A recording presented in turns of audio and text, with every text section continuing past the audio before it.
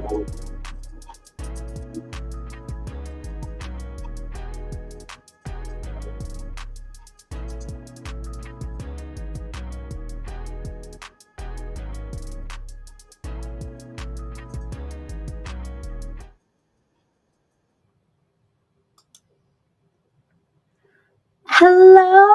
everybody. It has been a little bit since I have gone live, but welcome back to the clock out, sis. I'm super excited. So yeah, we're gonna give a little minute for the people to dive on in, and get warm and acclimated. But if you are here, let me know. Say hey girl, hey, or hey sis in the comments, and we are going to, yeah, get a little warm, get into it with the clock out. Um, so the clock out, if you're new here, okay, or it's been a little minute, you don't remember, it's my after work stream for Black women. For it's just going to be a space for you to come together, for us to discuss, for us to talk about a topic at hand. Of course, other things that come up too, because y'all do be going off in the comments, okay? But just really to talk about what we have going on, our challenges, our goals, and oh, hey, Shell. Hey, sis. It is good to see you. Welcome into the live. But yeah, so I am excited to just bring this back and really just talk about some of the topics that I have seen coming up. And just know that this is your space. Hey, committed to me forever. I don't know what that is, but I love it. Okay, the name. Hey, girl. Hey. So I'm really, really super excited. So give me a moment. I know we are up on YouTube because we have the comments, but let me go ahead and check the clock app because I don't see it on the clock app. Okay, there we are in the clock app. Okay, if you commented on the clock app, I couldn't see you. I love you. Welcome in. Oh, hey, Tamra. Hey, girl. Hey, thank you for my cute background. If you haven't been watching, I just well, I shouldn't even say just. It's a couple months. It's just in the grand scheme of things. But I have I redecorated my office to kind of be on brand, having a little content studio, and I've been meaning so bad to like edit that video. So if you want to see the video, thanks for sharing the live. So yeah, peer pressure me to post that video, ladies, because I really need to do it. I just have been procrastinating. Well, I shouldn't say that. Let me be nice to myself.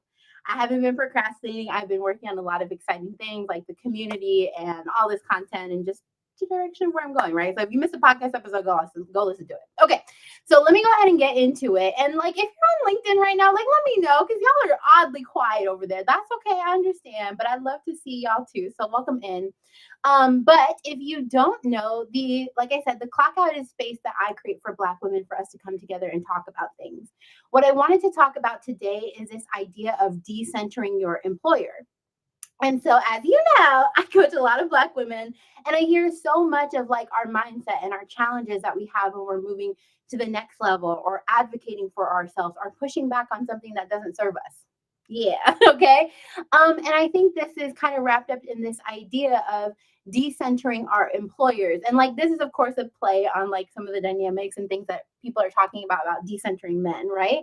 And it means to like center ourselves. Like what do we want? Like why are we focusing on them instead of us? And so I want you to come to this stage today to really consider what it might look like to put yourself first in your career, to put yourself and make yourself the main character of every career decision that you make from here on out.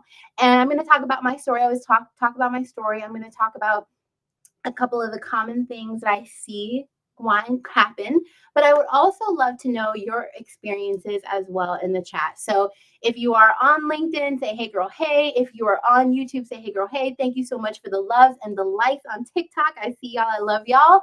So let me know that as well. But I'm excited to get started. So if you don't know me, this is your first interaction with me. My name is Mercedes Swan. I'm the career love coach. I come from a human resources and DEI background, and I'm a career coach for Black women. And my goal in this life, and I hope every other life after that, is to support Black women who are stepping into their Black women bliss era. This is based on my own journey. I have a framework behind it. And so we're going to be talking about some of those things, but it's all in this goal to really create a life that you love by having a career or a business that really supports that. So as we get started, okay, I always like to start with a poll, get the chat a little warm, okay? So one of the things that I want to know from you as you get started, what is one way that you might think you need to send? I know we haven't talked about it yet, but what's one thing that you might think you need to center in your life this week as it relates to your career? And so the first one is your voice. So if you feel like you need to be more likely to speak up and advocate for yourself in the workplace, I want you to type voice in the chat. Let me know. If you feel like you need to set better boundaries to advocate for yourself in the workplace, type boundaries. Okay. So that's things like saying no, not being asked to do more, but not being compensated, those types of things. And the last one is joy. So doing things that really light you up and that you really enjoy doing. That might be a way that you need to center yourself. Hi, well, foodie. What a cute name. I love y'all names. Okay. So again, those choices are, what's one way that you can center yourself, or you think you need to center yourself in this next coming week? Do you need to center your voice? Do you need to center your boundaries, or do you need to center your joy? Okay, Shell said boundaries, period. I love to see it. Let's see if we get these comments up here. Okay. Shell said boundaries. Anybody else? Voice? Do you need to speak up more? Are you too timid? Are you not showing up for yourself? Are there things that you're doing that you do not enjoy? Yeah, let your girl know. Okay. I'm gonna check LinkedIn really quick because I feel like there's nobody. It's totally fine. Y'all don't have to show up, but I'm like, y'all are quiet over here. Normally, y'all are very loud. So give me a second to make sure LinkedIn is working. Okay. One second. Oh, okay. It's working. All right. Okay, cool. Sorry for the echo. All right, we're good. All right. Oh, voice boundary. You say all of the above. I see y'all. I see y'all. Okay, so what I want you to start thinking about, this is what this entire live stream is all about. It is to begin reframing some of the things that you think about yourself and how you think about your career decisions, right? Oh, okay. Tamara said I've actually started doing better about this. Okay, come on, Tamara, tell the group. Okay, what are some of the things that you have been doing that's better, right? Like, come on, share. Don't keep it to yourself. And thank you for all the likes. Thank you. But I want us to, instead of saying like, hey, every time we make a decision in our career, or every time we decide to apply or go for something else, or say no to something, we always, and I think it comes from this mindset of lack, we always think about our employer first. We're like, well, what are they going to say? What are they going to think? Or maybe they're going to fire me, or maybe they're going to do this, blah, blah, blah.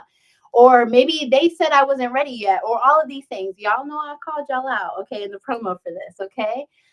These are all things that are centering our employers, and I want us to think about centering our bliss. What is it that we want?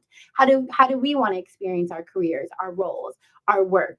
What do we want our career to look like? And how do we actually start to actually dampen their voice when it comes to ours, right? Because I think as Black women, a lot of the times we are not fairly considered. We are not fairly evaluated and reviewed and understood for our value, right? Like there are so many ways when people don't really see us. And I think those are those types of things that really like impact us being able to move forward and center our decisions based on ourselves, because sometimes we can't even see ourselves and the thing that we really want. So there's that as well. Okay.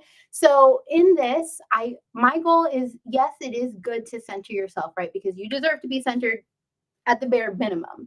But I also think that in some ways it makes us small, right? Because if we don't think that we can set the boundary, if we don't think that we can ask for what we want or what we need, or different work because we enjoy different work, right? It means that we're in some ways shrinking ourselves to fit into the role, or to fit into what we've already done, or to accept what is given to us, right? And I think that's a huge part of actually flipping this idea of what it means to show up for yourself versus what your employer thinks that you deserve. So yeah, let me know if any of this is resonating with you. And then Tamara on TikTok said, just being about to say what I'm willing to do and not do. Yes, because sometimes it will have us working outside of our job description, all different kind of stuff that is not really what we what we desire, what we are hired to do. So there's that too. Okay. All right. So before we go into this, I want to tell you a little bit about my story, where I feel like I began to see this a little bit differently. And I think for me and my career, so I talk about it a lot. I moved into my first management role, and I was so excited because it was something that I had always wanted. And like, I'm not gonna play with y'all. I am put 110% in to the work that I do. And I think that's because I have always picked what I'm passionate about doing. Like, I love human resources. I love diversity, equity, and inclusion work. I feel like it's so important. And because of that, I really went into this space of really over giving and overdoing. I think part of it was in a feeling inadequate, right? In some ways, I feel like I had to prove myself. So that's one thing. But then also feeling like the work is me, right? Like this is an extension. And particularly, and y'all know as Black women, we like to get into those roles where we want to give back and change the world and do things. We begin to like prioritize ourself at work versus what we need outside of work, right? And so I really encourage you to think about that dynamic as we're talking about this today, of like how are you connected to the work, and why is it that often in these situations where we are prioritizing or centering our employer, where we give too much out of our cup, you know what I'm saying? We don't got nothing left in the cup. And so I think that was definitely true for me, right? Where I took the role, I felt like, because I had come into that space as being a first time manager, I had so much to prove. And so I was like, I'm going to give and give and give to make sure that things are perfect. That I proved to them that, like, I was deserving of this promotion, right? And so one of the things that I think is a sign that you're not centering yourself, you're centering your employer, is actually that you begin to see yourself really frustrated because you are hitting values that you have, right? And so one of the things for me that I knew I was out of center is that I wasn't interacting with others, like my teammates, people that I work with, the crash functional groups, okay? I wasn't interacting with them like from my authentic self, right? Which means if it's not me and why I'm showing up this way, then it obviously means that I'm really showing up as somebody that I'm not. And why is there that pressure, right? Why do I have a pressure to show up for some expectation that doesn't align with me? And I'm not talking about like quality of work here. I'm talking about like energetically, like how you show up and interact with each other, right? And so, right, so there were things, about like how to lead a team or how to manage the others, how to delegate work, how to help ensure your team's productive and effective, right? Those are the types of things that made it extremely hard for me to show up as myself. And so I'll give you one really critical example, right? So my personal default is to be a collaborator, right? Like I don't want a team that I'm just like saying, hey, do this, do that, all of those things. Not me. Absolutely not me. And so it was an expectation from others around me that I was very, direct. And I had, this top down leadership style, which was never going to be me, right? And over time, that made me extremely unhappy. It also didn't make my team happy because it was like, okay, we're all uncomfortable here. And as a result, I was in this space of really saying, hey, this isn't working for me. At the same time, because I was so focused on all of these like affirmations from my team, hey, welcome, Sassy, welcome to the live. Because I was in all of these spaces of just being really influenced and felt like I had to meet all of these expectations of those around me. I then began to feel like the burden of having to meet everyone's expectation, right? And how I showed up. And I think for me, that took away a lot of the joy in the work, right? So as like Black women, we usually pick roles. I shouldn't say all of us, right? But we pick roles because in some way we want to serve or support, right? It's a trend in a lot of the Black women that I work with. And so if that is the case, and I am trying to serve to the best of my ability, but I can't because I'm so stressed because of all of these pushes and pulls, right?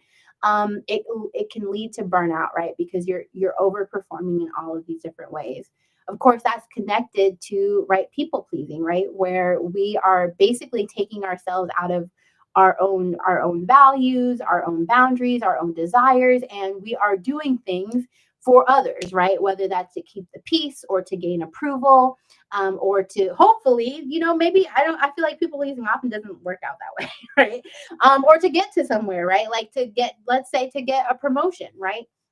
And so we think that there will be a logical step in which somebody's like, oh my gosh, you've done so much. Great job. It doesn't happen. It doesn't happen. We just get burnt out. Okay. And in my story, the thing that was so hard for me and where I really made that shift to say, hey, I'm really starting to center myself now, is that I had been in such a poor level of burnout or extensive level of burnout, that I was, yeah, experiencing anxiety and depression, and I couldn't manage it anymore. And it led me to no longer love what I did, and ultimately I think in some ways kind of actually led me to leave human resources, though I, found my love in DEI.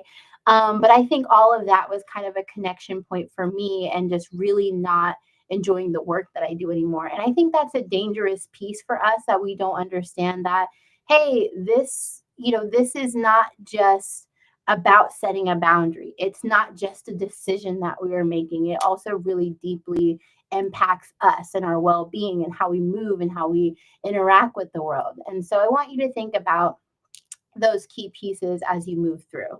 So the breaking point for me is when I knew that I could no longer function in that environment anymore. There were a lot, I talk about like toxic leadership and organizational culture and all of those other things. So you can definitely watch some other past lives where I talk more about that and that experience.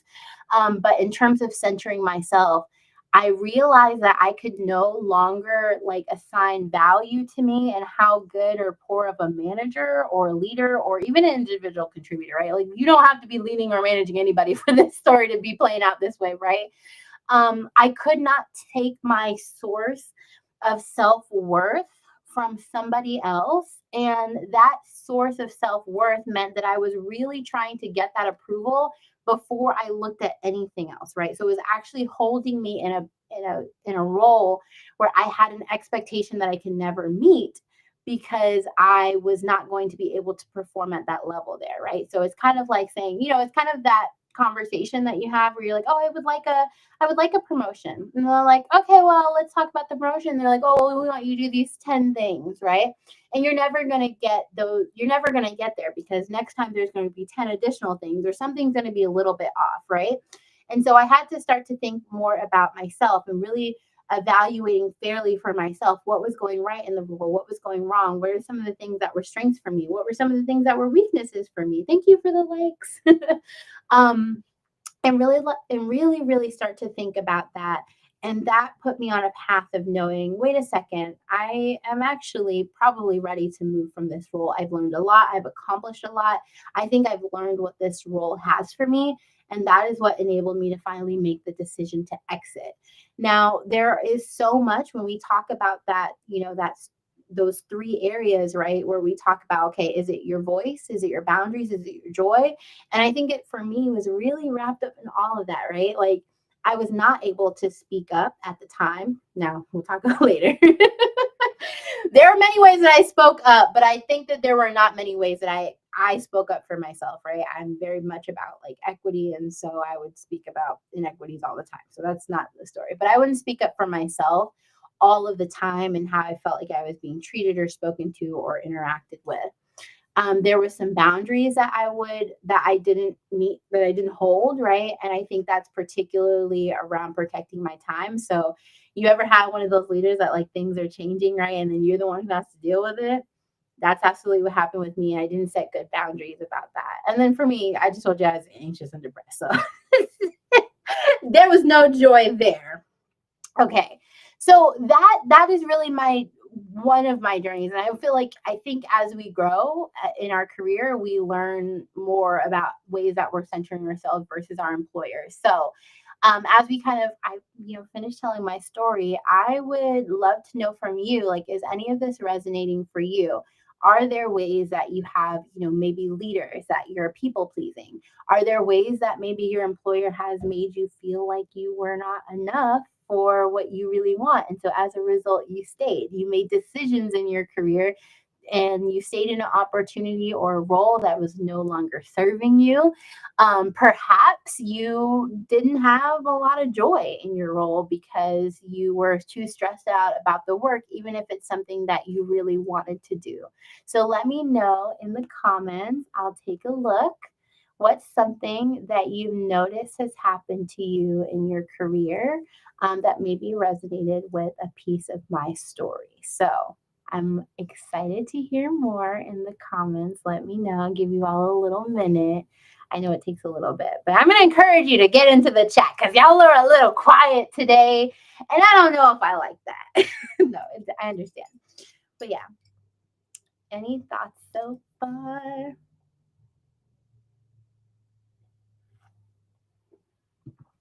I'm gonna start singing. No, I'm just kidding. I'm not gonna sing. I didn't have anything prepared. Otherwise, I would sing. Anything, ladies. Okay. I know there's a little bit of a lag here, and that's okay.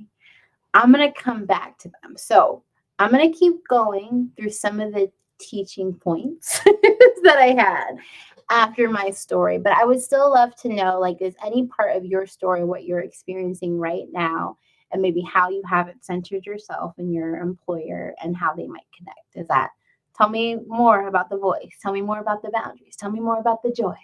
Okay, but I'm gonna keep going. But y'all let me know in the comments, okay? Okay, so I mentioned this a little bit earlier about this idea of people pleasing, right? And I think, particularly for us as Black women, that people pleasing is sometimes under the guise of like professionalism, right? And it results in us not setting our boundaries or saying what we need or what we don't want in the workplace, right? And I will remember I would have like, all sorts of, who was that? Oh my gosh, I was having this conversation with a podcast guest. She's coming up. It's going to be great. But we were talking about like this idea of just what are the expectations that we've had put on us from our family, or our friends, or just in the workplace, colleagues, of what is expected of us as Black women, and then how, as a result, we continue to display those in other ways, right? And so, one of the things was for me growing up was just like this very proper energy of like, okay, this is how you speak with each other, this is how you have to do things. And so, for me, it was always a necessity to kind of be a people pleaser, to go the extra mile to help somebody out, right? Even if it wasn't going to be helpful for me, right? Like, that story of like, oh, I helped the team complete the project, but I didn't get my homework done, right? So there's all of these pieces to that. And I think that in the workplace, again, we assume that if we take on extra work, okay, well, it'll keep us safe if we take on extra work. If we take on somebody else's duties when they leave, it'll be fine. But often those things do not normalize, and we continue to have to manage them long after that. So I think that's a really important key piece of like understanding that professionalism and being a team player is not necessarily people pleasing, and that we really need to unpack those differences of like, what does it mean to be professional, right? Professional communication. And we can talk all day about how professionalism is yeah, definitely rooted in palm color supremacy culture, because I'm on TikTok, and is not always really rooted in actually what it means to show up and be effective and helpful and collaborative in the workplace, right? So some of those things you might need to really pull back on, right? So some examples of this it may be that you have a conversation, right? So there are some times in the workplace where you may be asked to have a stretch goal, or you may be asked to do something different in the workplace, and that it may not serve you, right? So for instance, if somebody comes up to you and say, oh, can you oversee this project? And you're like, oh, maybe maybe I could. I mean, like, it sounds interesting. Sure, I'll take it on, right? But like, in your opinion, is this going to help you like learn a new skill for the next step? Is this going to allow you to be visible in front of leaders so that you can have that opportunity for promotion? Or is there some designated period of time in which this extra work is going to be compensated, right?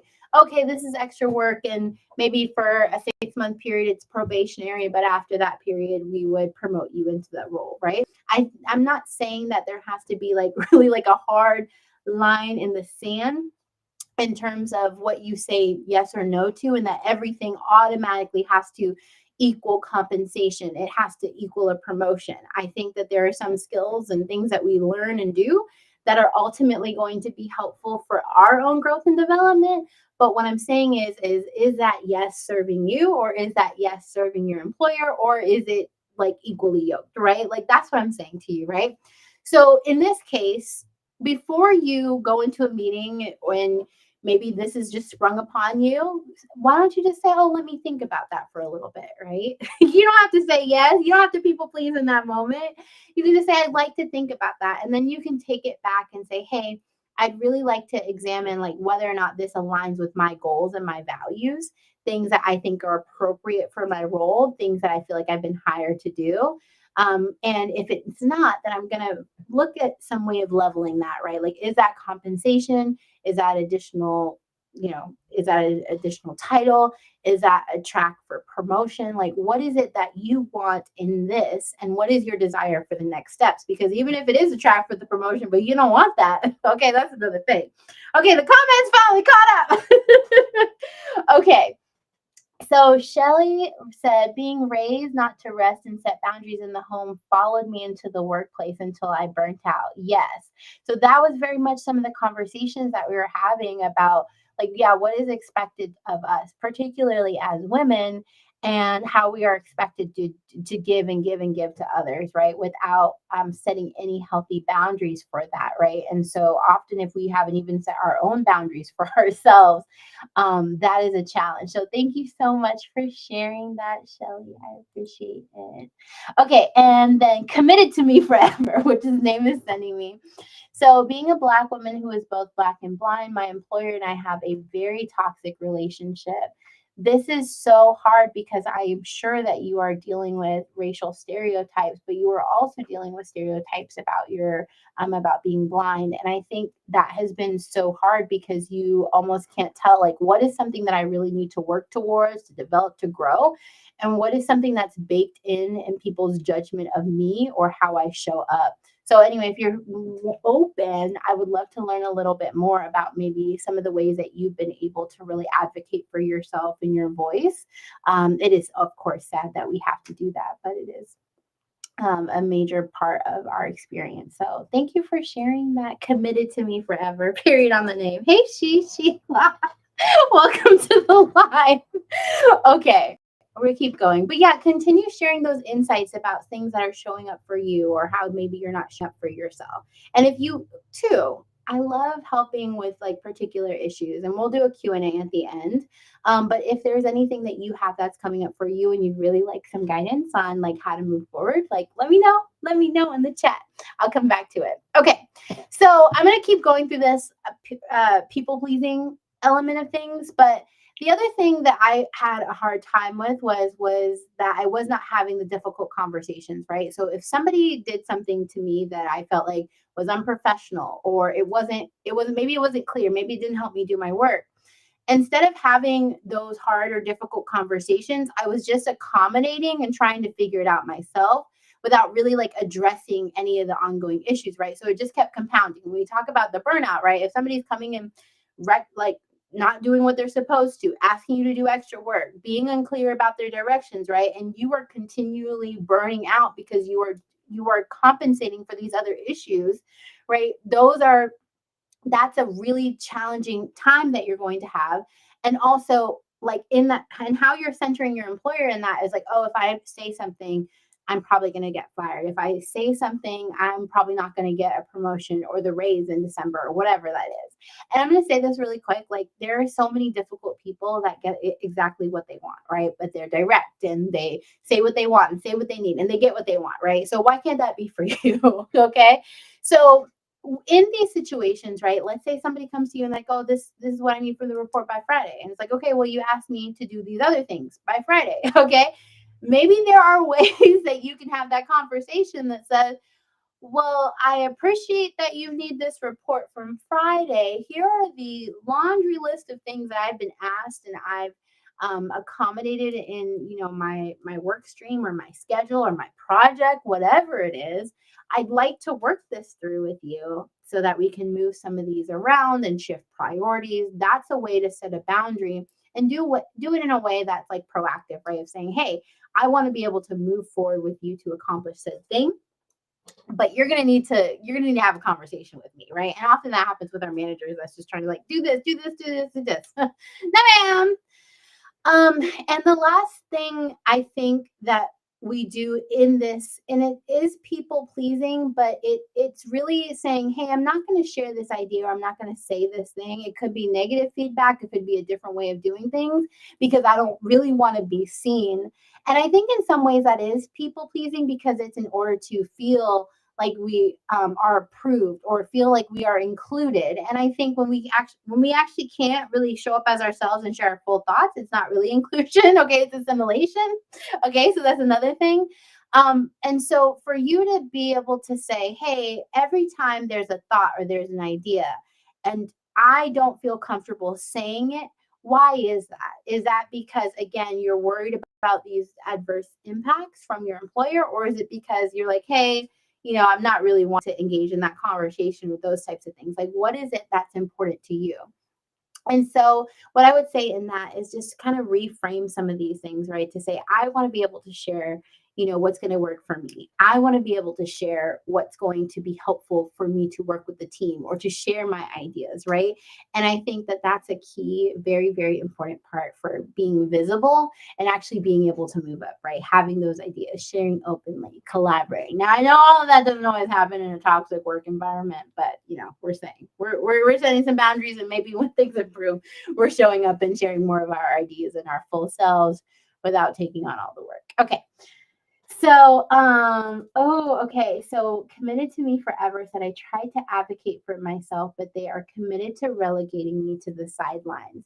And I would absolutely love to know, like, the ways that that shows up, right? Are they not including you in meetings? Are they not assigning you projects? Are they not valuing your opinion, right? Because I do think that there are some opportunities to say, hey, I wasn't included on this meeting. I'd like to be included, right? And you can go and you can do that, right? You also might say, like, hey, this isn't really the environment for me. And that's also a way to center yourself, right? Of saying, like, hey, I need to be in a better environment so that I don't have to fight to be centered, or I don't have to fight to be included. And those are both ways of centering yourself, right? So for me, in my first situation, I got a lot better at like advocating for myself and my team, which was centering myself. But then I also knew that the ultimate way of centering myself was just to get out of there, right? So there's that too. Yeah, so feel welcome to share more. Okay. So the other part that I think that is challenging in terms of centering ourselves is when we don't prioritize our accomplishments or our growth, right? And so I say that when we are taking on projects that are not high impact, right? That aren't a resume builder, or we're taking on work, or we're not even really like sharing our accomplishments, right? Because again, like, we're trying to be a team player, we're trying to work with everybody. Oh my gosh, particularly if you're on a project and other people aren't getting other things done, and you're just taking it all on for the team because you're a team player. Okay, you're not voicing any of your frustrations about the fact that they're not helping you. Okay. And I know that we deal with a lot as Black women in the workplace in terms of having our ideas and our contributions undervalued. But I think that doesn't take away from our need to self advocate, right? So, this is the part that I'm talking about that voice work and speaking up for yourself. Because as we move on in our careers, right, those being able to really highlight those accomplishments and what we've done outside of the team, outside of a department, or what your manager asks you are things that are very important, right? And I think sometimes we undersell like our skills. Hey, Danielle, we undersell our skills and our contributions to the work, right? And so what that looks like is leaving a role and not feeling like you can talk about your contributions, right? Like, if you're going into an interview and you're like, oh, well, I don't really know what important work that I've done. And I've talked to so many Black women that they'll say that. They'll be like, oh my gosh, yeah, I hope to launch this whole project in this team. And then they undersell themselves. They don't talk about it that way. They're like, oh, I supported a project. Oh, I launched a new platform. Like, it was not a big deal. Like, really hype yourself up and really find your voice and your accomplishments, because honestly, that is what's a key part of your professional brand. Like, over time, over your career, what is indicative about the work that you do? For me, one of the things that is a core part of my professional brand, and therefore my voice is this continuous improvement element of my work and what I do, right?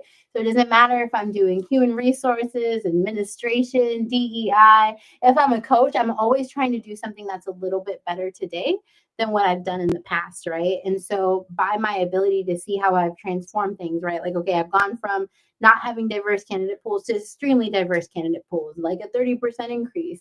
Or I've gone from, a team that was underperforming to a high performing team that was able to accomplish more and do more, right?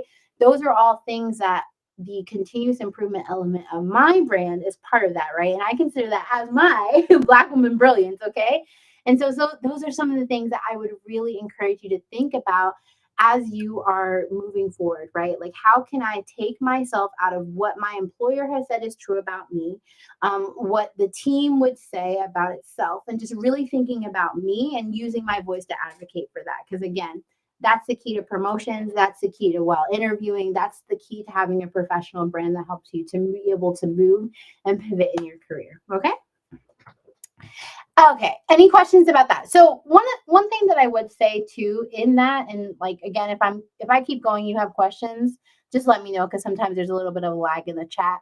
But what I would say is like find one way that you can talk about your own like accomplishments a little bit more at work, right? Can you go into a one-on-one like with your supervisor? Okay, and talk about something that you accomplished this week, right?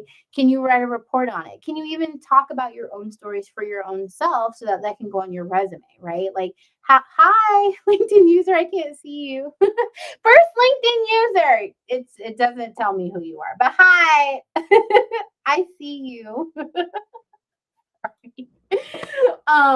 Okay, sorry. I get distracted by my one LinkedIn user. Woo!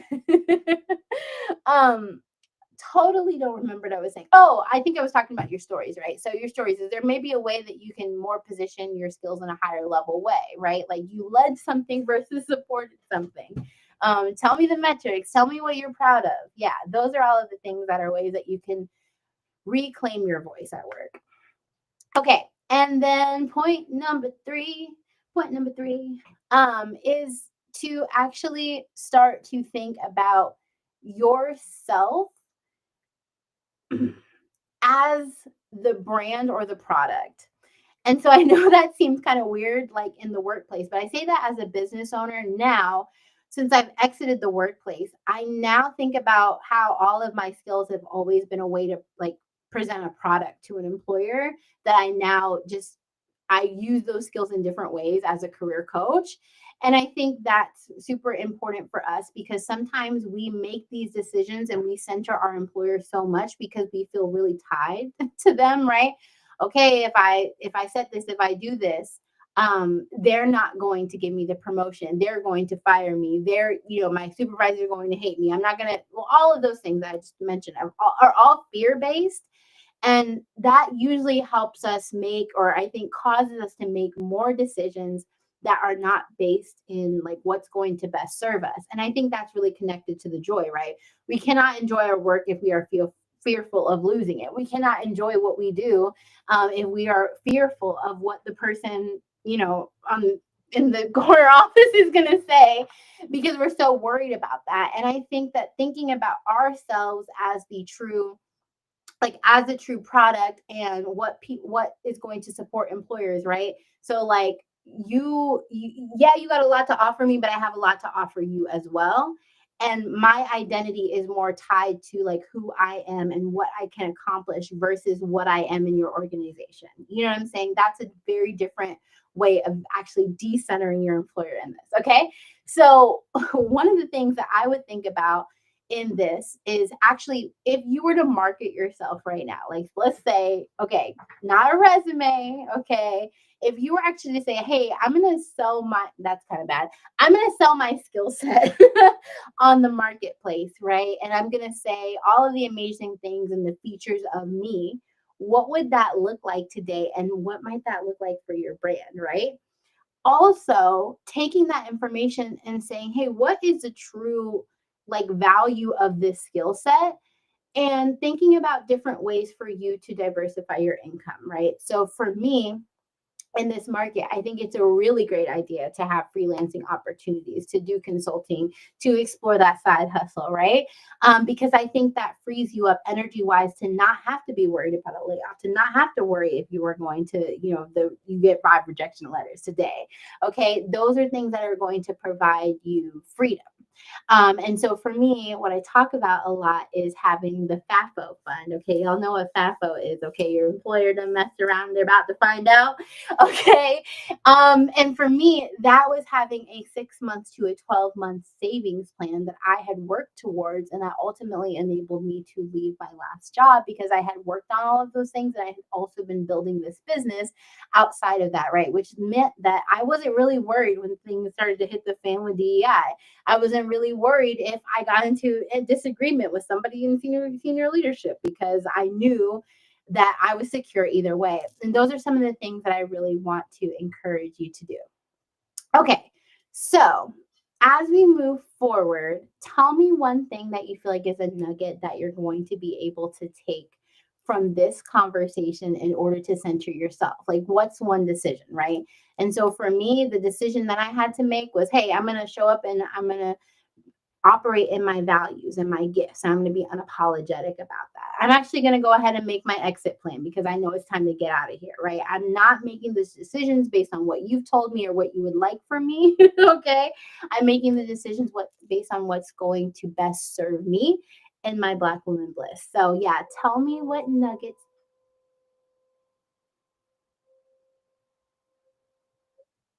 That was a really weird noise outside. Sorry if you all heard that. So tell me one way that you're going to really think about centering yourself in your career, one action. And as I wait for you all to do that in the chat, I'm going to wrap up and offer up Q&A in a little bit. I don't see any questions right now, but of course you can let me know. But as we move forward, I think, as we move forward, I want to know what you have to say. But also, I'm hosting a webinar. It's September 2nd, and it's all about this idea of Black women bliss. And so some of the things that I really learned in this when I talk about like really understanding and packaging my skills, when I talk about, this idea of saying, hey, I have all of these avenues and paths for me, whether that's business or career, and how I can follow them and how I can have a strategy that really works for me. I'm sharing all of those things in my upcoming Black Woman Bliss Blueprint webinar. It is free to join, so you can join me today. If you want to, you can go to my website. It is mercedesswan.com, or you can text Bliss to my fancy little texting line, which is 321-488-0808.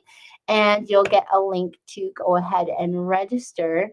Because I think in this space and time, like as Black women, we have been, I hear every single day how frustrated you all are, how worried you are about the job market. But I think in this sense, again, it does do this thing that depower, like underpowers us, because it doesn't recognize the autonomy and the ability that we have to in order to really create what we are doing and move forward in our careers in a way that's authentic and aligned with what we want in our careers. So yeah, so I would love to know. Okay, cool. I love it. Okay, Monica said, I'm not gonna put Monica's name on the screen, but Monica said, practice saying I'll think about it instead of an automatic. Yes, I love that. I also know there's some other things that you've been doing to center yourself at work. So I love that. And the well foodie said, request accommodation for my work style in order to position myself for growth and being willing to leave if needed. Period. Yes. I love that, the well foodie. One of the things that I had begun doing, and I was thankful that I didn't ever need to really like include like a full accommodation request, but I would absolutely, ask for breaks. So anyway, so I have ADHD. I wasn't diagnosed until like 2022, and it was due to that burnout, right? And so I had to begin like recognizing like how that was showing up with like executive dysfunctioning, being overstimulated, and so I would start to do different things in the middle of my day, like, little breaks for just space and time, like time blocking and all of those things. And sometimes we don't see like the accommodations as things that are actually simple fixes because we just don't ask for them, or we're not, we just think we have to like suck it up and deal with it. So I don't know if that resonates with you at all, the well foodie, but I hope that you are able to integrate some of those into your day. Okay, cool. Do we have any questions for me? Like, if you're here, like saying, like, okay, I think this is what I need to do, but I don't quite have a strategy. I'm not sure if it's quite right for me. Let me know. Oh, yes. Okay. Got official diagnosed ADHD. I need breaks in an office with a door. Period. An office with a door. Ideally, that locks. Okay, period. Yeah, the breaks thing particularly, after my like I was just I think that's the thing for me for my at least for my ADHD diagnosis that I felt like I was just making it up and I just needed to deal with it. And I think the diagnosis, like we had we had the ability all along, and I'm saying we like the royal general we, but it's do we ask for it, right? And I think it's just this point of like normalizing, like, yeah, you can ask for it. Absolutely. Yay. Okay, I'm glad. Yeah. Go ahead and get the office with the door. As for the remote work. Okay. All right. So as we wrap, I do want to remind you all that I would love to see you at the Black with Bliss webinar. You can either go to my website, mercedeswan.com.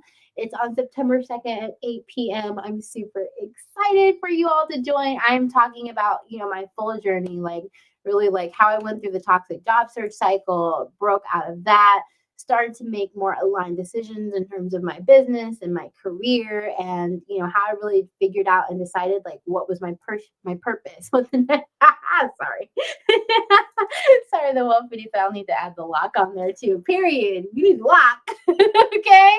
Particularly if you again cross-functional groups or management need that lock. Okay. Yes, remote would be great. Okay, see, we can ask for more. You can ask for more and be like, okay, well, fine. If I can get the remote, I'll get the lock. Okay. But yeah, I hope that that's really well received as you ask for the accommodations that you need. And sometimes the conversation isn't as scary as we think it will be.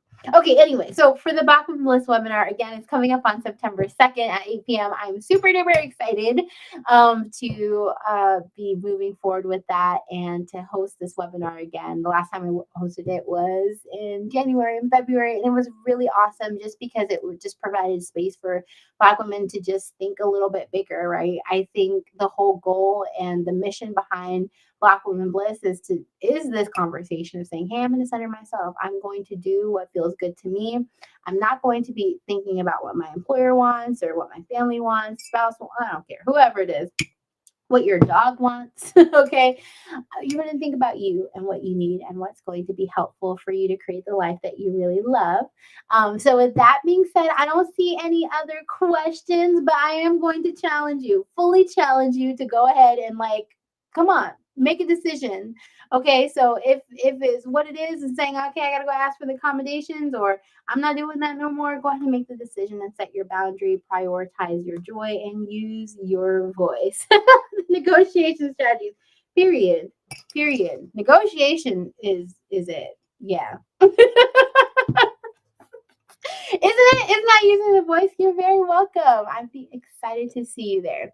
Okay. So as we fully wrap up, do not continue to believe that people pleasing is professionalism, right? Those are two different things. People pleasing is bending over and losing parts of yourself in order to please or gain approval with others, right? Professionalism is about connecting and working with others in truly effective ways, right? And if you are not working effectively with the other person, that might be people pleasing, okay? Okay, you might be just be getting the work done and it's not helping anybody. Take opportunities to reclaim your voice and your ability to set the boundaries and things that's really going to help you move forward. Hey, Jay Henry. And then the last thing is to choose your own freedom, right? Choose ways to really understand that you have the most amazing skill set. You can use it here, you can use it elsewhere, you can monetize that, you can have a business. And